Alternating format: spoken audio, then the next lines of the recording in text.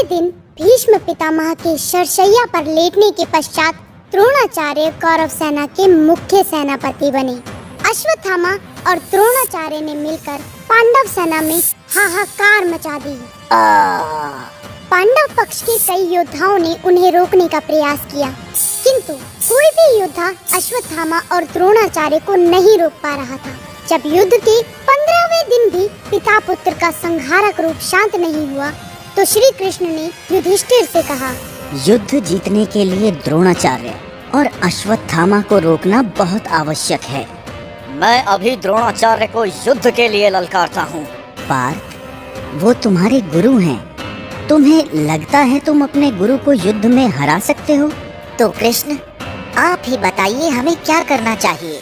द्रोणाचार्य इस युद्ध में केवल अश्वत्थामा के कारण है, इसलिए भीम, तुम अवंतीराज के अश्वत्थामा नामक हाथी को मार देना। सेना के माध्यम से हम ये बात फैला देंगे कि अश्वत्थामा मारा गया। जब द्रोणाचार्य ये सुनेंगे तो उन्हें लगेगा उनका पुत्र अश्वत्थामा मारा गया और वो शस्त्र त्याग देंगे। ये सुनते ही युधिष्ठिर ने कहा, नहीं कृष्ण, मैं युद्ध जीतने के लिए छल का समर्थन नहीं कर सकता। ठीक है, आप सत्य ही बोलना। योजना के अनुसार भीम ने अवंतीराज के अश्वत्थामा नामक हाथी को मार दिया। हाथी के मरते ही पांडव सेना ने ये बात फैला दी, अश्वत्थामा मारा गया, अश्वत्थामा मारा गया, अश्वत्थामा मारा गया। द्रोणाचार्य ने ये सुना तो वो इस बात की सत्यता जानने के लिए युधिष्ठिर के पास गए। धर्मराज युधिष्ठिर, क्या ये सत्य है कि मेरा पुत्र अश्वत्थामा मारा गया? हाँ गुरुवर, अश्वत्थामा मारा गया, किंतु उसी समय श्री कृष्ण ने बहुत जोर से शंखनाद किया। हाथी अश्वत्थामा। शंखनाद के कारण द्रोणाचार्य पूरा सत्य नहीं सुन सके। उन्हें लगा उनका पुत्र अश्वत्थामा मारा गया। पुत्र अश्वत्थामा। उन्होंने शस्त्र त्याग दिए और युद्ध भूमि पर बैठकर समाधि ले ली। तभी धृष्टद्युम्न तलवार लेकर उनकी ओर बढ़ा और उसने समाधि में लीन द्रोणाचार्य का शीश काट दिया। जब अश्वत्थामा को उसके पिता की छलपूर्वक हत्या का ज्ञात हुआ तो उसने पांडवों को ललकारते हुए कहा, पांडवों, तुमने छलपूर्वक मेरे पिता की हत्या करके मुझे नारायणास्त्र का उपयोग करने पर विवश कर दिया है। ऐसा कहकर उसने नारायणास्त्र का आह्वान किया। ओम नारायण नमः, ओम नारायण नमः, और उसे पांडव सेना की ओर छोड़ दिया। नारायणास्त्र से पांडव सेना का नाश होता देख अर्जुन ने श्री कृष्ण से कहा, हे केशव, ये तो नारायणास्त्र है। यदि इसे नहीं रोका गया तो ये समस्त पांडव पक्ष का नाश कर देगा। कृपया आप बताइए, मैं इसे कैसे रोक सकता हूँ? पार्थ, ये नारायणास्त्र है। इसे रोकने की कोशिश करोगे तो ये और भी रुद्र हो जाएगा। तुम सभी शस्त्र त्याग कर सम्मान स्वरूप इसके सामने नतमस्तक हो जाओ। इससे इसका प्रकोप स्वयं शांत हो जाएगा। पांडवों समेत पूरी पांडव सेना ने ही ऐसा किया। उनके ऐसा करने से नारायणास्त्र का प्रकोप शांत हो गया। ये देखकर अश्वत्थामा को अपने शस्त्र पर संदेह होने लगा। ये मेरे शस्त्रों को क्या हुआ? कोई नारायणास्त्र से कैसे बच सकता है? देखते ही देखते युद्ध 18वें दिन तक पहुंच गया। अब कौरव सेना के केवल 3 योद्धा जीवित थे, कृतवर्मा, कृपाचार्य और अश्वत्थामा। अश्वत्थामा कृतवर्मा और कृपाचार्य के साथ अपने मित्र दुर्योधन से मिलने गया। दुर्योधन ने अश्वत्थामा का अपने लहू से तिलक कर उसे मुख्य सेनापति बनाया और कहा, गुरुपुत्र, मुझे पांडवों की मृत्यु का समाचार ला कर दो। चिंता मत करो मित्र, मैं इसी समय पांडवों पर आक्रमण करूंगा। इस समय अश्वत्थामा, तुम युद्ध की मर्यादा का उल्लंघन नहीं कर सकते। मामा जी, क्या आप भूल गए पांडवों ने किस प्रकार से मेरे पिता को छल से निरस्त्र करके मारा था? मेरे पिता की हत्या का ऋण पांडवों को अपने प्राणों से चुकाना होगा। दुर्योधन से आज्ञा लेकर अश्वत्थामा कृतवर्मा और कृपाचार्य के साथ पांडवों के शिविर में गया। वहां पहुंचकर उसने कृतवर्मा और कृपाचार्य को बाहर रुकने के लिए कहा और स्वयं पांडवों के शिविर में गया। सब सबसे पहले अश्वत्थामा अपने पिता के हत्यारे धृष्टद्युम्न के शिविर में गया। उसने धृष्टद्युम्न को निद्रा में ही मार दिया। ये मेरे पिता की छलपूर्वक हत्या के लिए। इसके बाद अश्वत्थामा पांडवों के शिविर की तरफ जाने लगा। तभी उसने कुछ सैनिकों को बात करते हुए सुना। आज विजय की पहली रात, पांचों भाई एक साथ एक शिविर में सो रहे हैं। ये सुनकर अश्वत्थामा पांडवों के शिविर में गया। उसने देखा कि पांचों पांडव एक ही शिविर में सो रहे थे। उसने एक एक कर पांचों पांडवों की हत्या कर दी। ये मेरे मित्र दुर्योधन और उसके भाइयों के लिए।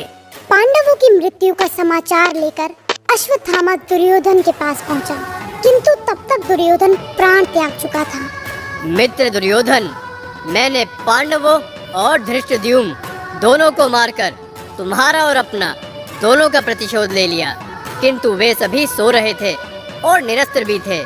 इसलिए अपनी कायरता का प्रायश्चित करने के लिए मैं महर्षि व्यास के आश्रम जा रहा हूँ, किंतु उससे पहले मैं एक आखिरी मित्र धर्म निभाना चाहता हूँ।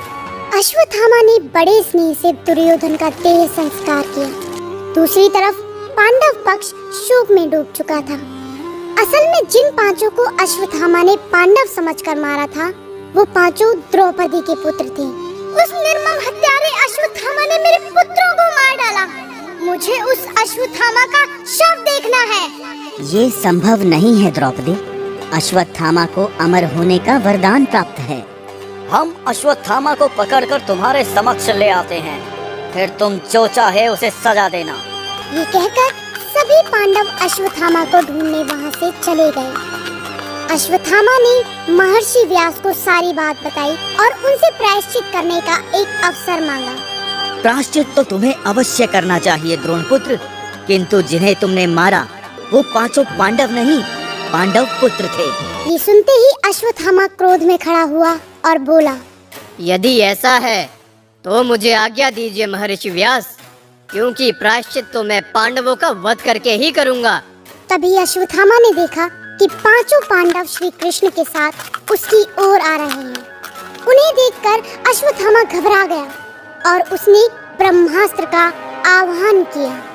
ओम ब्रह्माय नमः, ओम ब्रह्माय नमः।